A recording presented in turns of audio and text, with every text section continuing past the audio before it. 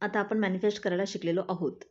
हळू-हळू व्हिडिओज बघून माझे किंवा इतरांचे किंवा पुस्तक वाचून तुम्ही जेव्हा मॅनिफेस्टेशन करायला शिकता, law of attraction, law of assumption ह्या गोष्टी जेव्हा शिकता, त्याच्यानंतर आपलं जे माइंड जुन्या प्रोग्रामनाच कनेक्ट असतं किंवा तेच थॉट त्यांच्या आतमध्ये जे प्रोग्राम झालेले असतात आपल्या आतमध्ये, कधी-कधी जाणते अजाणतेपणाने सुद्धा आपण निगेटिव्ह मॅनिफेस्ट करतो. म्हणजे जसं की आपल्या एखाद्या मनाविरुद्ध गोष्टी घडत असतात, तर तेव्हा ते विचार असतील किंवा ती कृती असेल, ते वाक्य असेल, जेव्हा आपण रिपीट करतो अनकॉन्शियसली किंवा कॉन्शियसली आणि आपल्या लक्षात येते की अरे बापरे, हे मी बोलायला नको पाहिजे होतं. काहीतरी असे एक शब्द असतात म्हणजे आता बेसिकली जर मी माझ्याबद्दल सांगायचं असेल, तर मी इतकी अवेअर असते माझ्या विचारांविषयी, माझ्या बोलण्याविषयी, माझ्या शब्दांविषयी खूप अवेअर असते मी.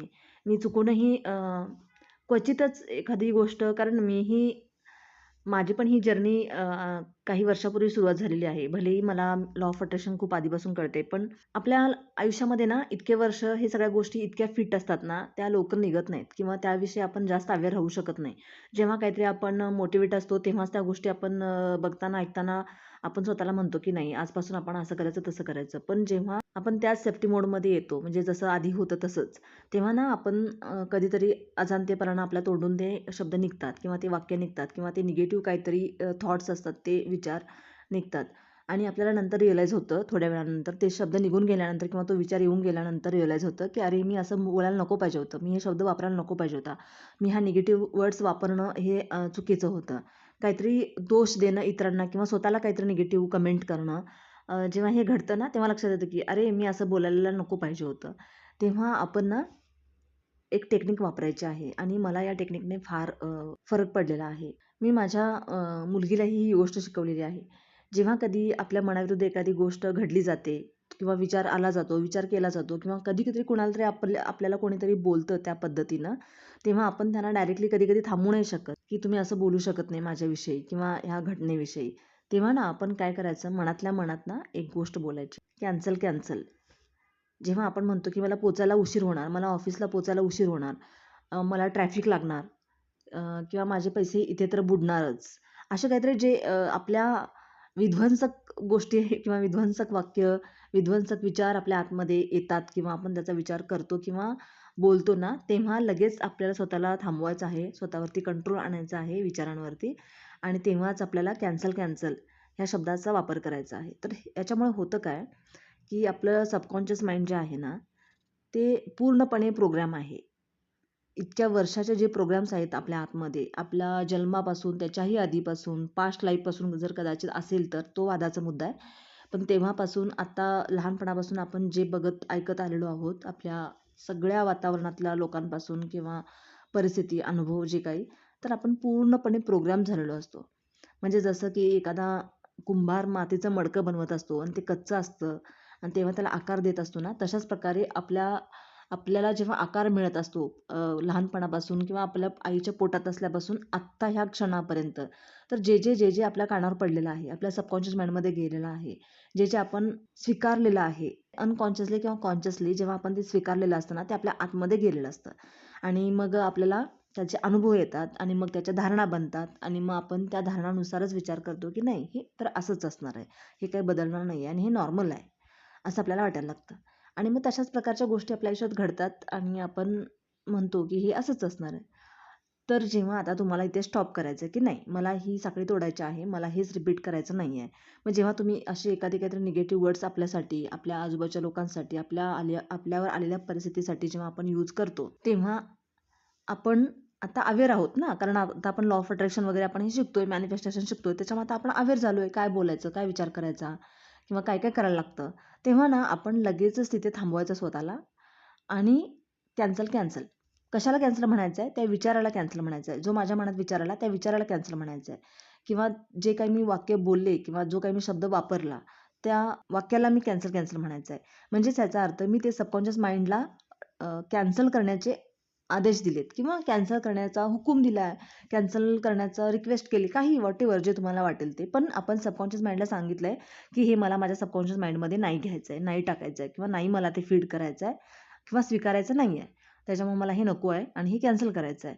इमिजिएटली सबकॉन्शियस माइंड त्याच्यावरती ॲक्शन घेतं आणि तो शब्द आणि त्या शब्दाच्या पाठीमागे जी काही भावना असेल किंवा जे काही चित्र असेल, तर ते जे आपल्या आतमध्ये येणार असतं ना, तिथेच आपण त्याला थांबवतो. म्हणजे कॅन्सल करतो. म्हणजे आपण एक प्रकारचं ब्रिज तयार केलं तिथं, की जसं की काड्यापेटींची एक ओळ असते आणि त्या ओळींमध्ये सगळ्या काड्या कुठल्यातरी एका काडीला जर आपण पेटवली आणि ती लावली, तर त्या पूर्ण काड्यापेटीतल्या काड्या ज्या तुम्ही सोशल मीडियावरती पण हे कधीतरी बघितलं असेल रील्समध्ये वगैरे, तर त्या काड्या पेटत येतात ना आणि तुमच्या लक्षात येतंय की आता हे सगळं पूर्ण काड्या पेटणार. तर तुम्ही एखादी काडी मधून जर काढली किंवा 2 काड्या जर मधून काढल्या ना, तर जिथपर्यंत पेटलेल्या आहेत तिथपर्यंतच त्या पेटलेल्या राहतील. त्याच्यानंतरच्या सेफ राहतील.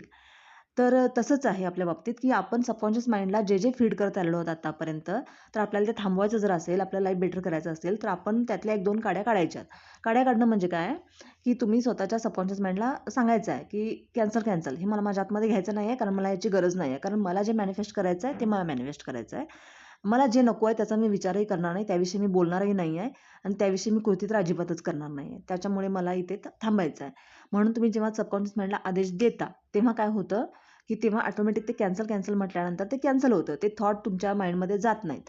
आणि जेव्हा हे असं वारंवार होईल, आता तुम्ही अवेअर असणं म्हणजे काय, तर तुम्ही तुमच्या आता विचारांबाबतीत ना सजग झालाय. तुम्हाला माहिती आहे, तुम्हाला कळालंय व्हिडिओज बघून किंवा तुमच्या अंतर्ज्ञानामुळे, की आपल्याला आयुष्यात काय पाहिजे आहे आणि काय नको आहे. ज्या गोष्टी नको आहेत, त्या गोष्टींचा विचार करणं, त्या गोष्टींविषयी बोलणं गरजेचंच नाही ना. ज्या गोष्टी पाहिजे आहेत त्याच गोष्टी बोलायला हवं. जसं की तुम्हाला एखाद्या एक्झाममध्ये 90% किंवा 95% पाडायचे असतील किंवा मिळवायचे असतील, तर तुम्ही मला काय हवं आहे ह्या गोष्टीवरतीच फोकस कराल, की मला 95% मिळालेत. तुम्ही या गोष्टींवरती फोकस करणार आहात का, की 95% कसे मिळणार नाहीत, याच्यावरती फोकस करायचं का आपल्याला? ह्याला मिळालं नाहीत, त्याला मिळालं नाहीत. पण कोणीतरी काढले असतीलच ना, कोणीतरी 100% पण काढलेले असतील. मग तुम्ही त्या गोष्टीकडे फोकस करायचा आहे. ज्या गोष्टी तुम्हाला नको आहेत, त्या गोष्टीकडे फोकस नाही करायचा. याचाच अर्थ तुम्ही काय जे नको आहे आणि तुम्ही अचानकपणे आपलं माइंड ट्रेन असल्यामुळे ते अचानक काहीतरी शब्द आपल्या तोंडामध्ये येतात किंवा काहीतरी असं आपण बोललं जातं किंवा आपण काहीतरी डोक्यात विचार करतो आणि जे अगदी अपोझिट असतं आपल्याला जे पाहिजे त्याच्यापेक्षा, तेव्हा तिथल्या झटक्यात तिथल्या तिथे बोलायचं आहे, की कॅन्सल. असं बोलल्यामुळे काय होईल, की ते जे तुमचं सबकॉन्शियस माइंडमध्ये प्रोग्राम असतं ना, त्यातलं ते खाली व्हायला लागेल. कारण तुम्ही अवेअरनेसमुळे तर ऑलरेडी तुम्ही त्याला हायलाइट केलेलंच आहे. त्याच्यानंतर जेव्हा तुम्ही ते नाकारता, मला हे नको आहे म्हणता किंवा हे कॅन्सल करायचं आहे म्हणता ना, तेव्हा तुम्ही अजून जास्त अवेअर होता. अजून तुम्हाला जास्त त्याच्यात क्लॅरिटी मिळते आणि तुम्ही ते तसं म्हटल्यामुळे सबकॉन्शियस माइंडला पण लक्षात येतं, की हे नको आहे, हे त्याला लक्षात येतं. त्याच्यामुळे ते स्वीकारत नाही. तो आपल्यामध्ये ग्रहण करत नाही. त्यामुळे काय होतं, ती एक ब्रिज असते, एक पॅटर्न असतं, ते तुटतं. मग हे एकदाच करून होणार आहे का? तर नाही. तुम्ही स्वतःला एक ग्रेट आणि स्वतःला एक बेटर पर्सन बनवणार आहात ना, तर जेव्हा तुम्ही वेळोवेळी हे पहा, तुम्हाला मोबाईल किंवा टीव्ही पाहण्यासाठी, गॉसिपिंग करण्यासाठी जर वेळ मिळत असेल, तर तुम्ही स्वतःसाठी, तुम्ही स्वतःच्या सेल्फसाठी, तुम्ही स्वतःच्या सोलसाठी तुम्ही एवढं करू शकता ना आणि आपल्याकडे इतका वेळ असतो. आपण त्यातला थोडासा वेळ आपण अवेअर राहून आपण काय बोलतोय, काय विचार करतोय, काय आपली थिंकिंग प्रोसेस आहे, याच्याकडे जरा जरी लक्ष दिलं ना, तर तुमच्या लक्षात येईल, की आपण कोणत्या गोष्टीमध्ये कसं रिॲक्ट होतो, कसं रिस्पॉन्ड करतो, कसा विचार करतो, त्या लूपमध्ये कसे फसत जातो, त्याच गोष्टी कशा अट्रॅक्ट करतो. हे सगळं तुमच्या लक्षात येईल. आपल्या लाईफमध्ये ह्याच्या आधी पण दुःख आलेलं असतं आणि आपण त्यातनं बाहेर पडतो आणि परत त्याच प्रकारचं दुःख परत आपल्या लाईफमध्ये येतं. जर आपलं ब्रेकअप झालेलं असतं, त्याच प्रकारची माणसं आपल्या आयुष्यामध्ये येतात आणि एक सोडून 3-3, 4-4 वेळा पण ब्रेकअप होऊ शकतं. तसं डिव्होर्सचं पण आहे. एक सोडून 2-2 वेळा डिव्होर्स पण होतात. तर हे का होतात? हे पॅटर्न का बनलं जातं? कारण आपण ना त्याच्यातनं लर्निंग करत नाहीये. आपण फक्त टेक्निक करतो, पण लर्न करत नाही, शिकत नाही. ते आपल्याला लेसन असतं. ते आपल्या लाईफमध्ये आलेलं लेसन असतं. ते आपण शिकत नाही. त्यातून काय धडा घ्यायचा, काय शिकायचं हे आपण समजून घेत नाही. आपण फक्त जसं आपल्याला वाट्याला लाईफ आलेलं आहे ना, तसंच आपण जगत राहतो. पण याच्यामुळे काय साध्य होणार आहे? जसं आहे तेच घडत राहणार आहे. जर इथून पुढे आपल्याला जर बदलायचं असेल आणि बदलण्यासाठी अपॉर्च्युनिटीज किंवा त्या गोष्टी तशा प्रकारच्या जर आपल्याला अवेलेबल आहेत, तर का आपण करू नये? तर त्याच्यासाठी तुम्ही हे टेक्निक नक्की यूज करा. जेव्हा तुम्ही तुमच्या लाईफमध्ये कोणतीही गोष्ट अशी बोलता एखादी, आता उदाहरण द्यायचं असेल तर काय असेल? माझी जॉब गेली तर? मी वेळाने ऑफिसला पोहोचलो तर? काही-काही लोकं अगदी अतिरेक करतात विचारांचा. काहीही येतं त्यांच्या डोक्यामध्ये. माझा ॲक्सिडेंट झाला तर? कुकर लावलाय तो फुटला तर? काही वाटेल ते येतं. मग जेव्हा हे असे विचार येतात ना, तेव्हा लगेच आपण त्याला कॅन्सल म्हणायचं.